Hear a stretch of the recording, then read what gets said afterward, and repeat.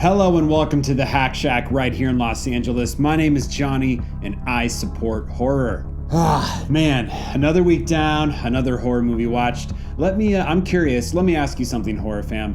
What is your go-to snack when watching horror movies? I'm a sucker for something spicy, so anything like jalapeno kettle chips, that's my go-to. Actually, my favorite chips are these Luau barbecue sweet and spicy kettle chips. I think the brand is called Hawaiian. If you see these at your store and you like barbecue, you like sweet and spicy, please grab a bag. It's life-changing. And grab some beer too, because water just isn't gonna cut it, right? But leave a comment in the comment section about what your favorite go-to horror movie snack is. Okay, so I know I'm late to the party on this one, but I'm going to be reviewing the zombie apocalypse film Train to Busan from 2016. It's funny because I've seen this film around on Shudder, on different streaming platforms, even on Prime Video, and I just noticed last year everyone being crazy about it. But I have to be honest with you, zombie films just aren't my favorite. I still like them. I really like Romero's zombie films, like the OG Dawn of the Dead from 1978. I love that one. I even thought the remake from 2004 kicked ass. To tell you the truth, I think what did it is I got burned out on The Walking Dead too much. I'm sorry to all the Walking Dead fans out there. I really was a fan too, but I stopped, I think, halfway through season 6. There seemed to be a reprise in zombie content after that show aired. I just saw zombies everywhere, and like I said before, I just got a little bit burned out on it. However, Train to Busan is not the typical zombie flick. This movie has heart, and neck, and arms, and blood. But seriously, let's talk about why you need to see this film, horror fan.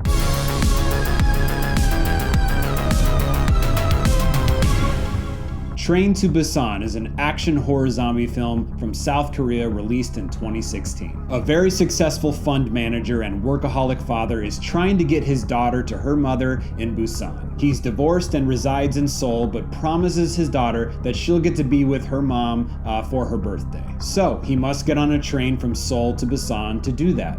Sounds simple, right? Well, not when a massive zombie outbreak happens in South Korea as well as on the train, and the father now has to battle through hell with some fellow passengers just to survive. Okay, first off, let's talk about the zombies. Now, if you are a zombie purist, you might not like these as much. True zombies are slow-moving, brain-dead corpses, pretty much, that suffer from natural decay. You can easily blow by 10 of those dudes if you're swift and cunning.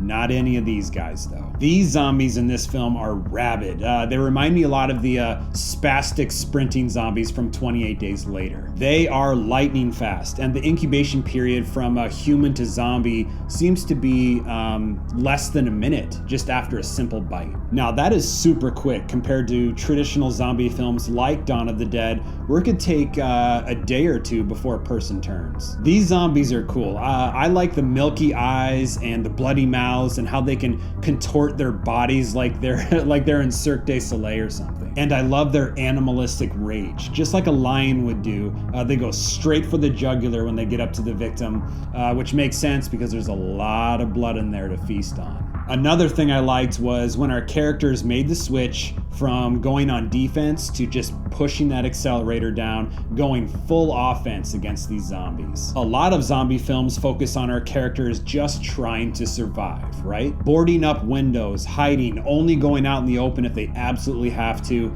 just fighting to defend. So like I just said, I love the fact that our characters just went hard offense there for a little bit. Our protagonists are basically stuck on a train with nowhere to go but forward. Claustrophobia at its finest. Imagine how terrifying that is. There's nowhere to go. You sit back, you're eventually going to die. So our characters find a way to fight forward and avoid being bit the whole time because, as you know, one bite equals death. They find ways to sneak by, even find a little bit of weakness in our zombie friends and bash their heads in as they go by when they have to. It's a bloody, intense battle to get to the front of the train. And there's a great underlying message here in Train to Busan. And I don't want to say too much about it because I don't want to spoil anything, but it pretty much boils down to what type of person are you? Are you the every man and woman for themselves type who would step over your own grandmother just to save your own ass? Or do you help others in need, even if it means risking your own life? Okay, and I also wanted to give you 2 warnings about this film. 1, you will get angry because there are some characters that absolutely don't deserve to die, and there are just some truly awful people in this film. One particular character's dog shit personality kind of reminds me of Billy Zane in Titanic. You remember the scene in Titanic where Billy Zane's character just grabs a little girl and says that she's his just so he can get on a lifeboat? Yeah, there's a character that has that same sort of vibe in this movie. And warning number 2, if you have any sort of heart, and I know you do, it's in there, you might have to, search around a little to find it. This movie will make you feel. You may tear up, get choked up, bawl your eyes out, but at least I hope, there's a moment where you're just like, aww.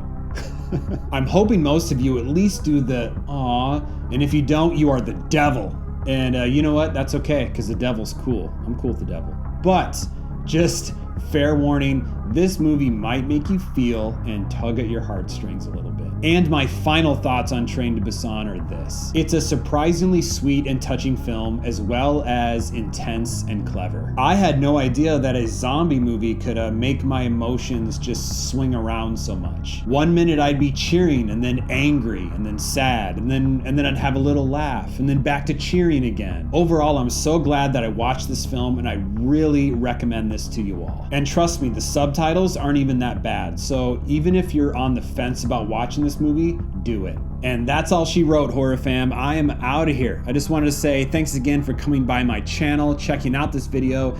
And if you haven't subscribed yet, I hope you do so now. And like I said earlier, go ahead and leave me a comment about your favorite go-to horror snack.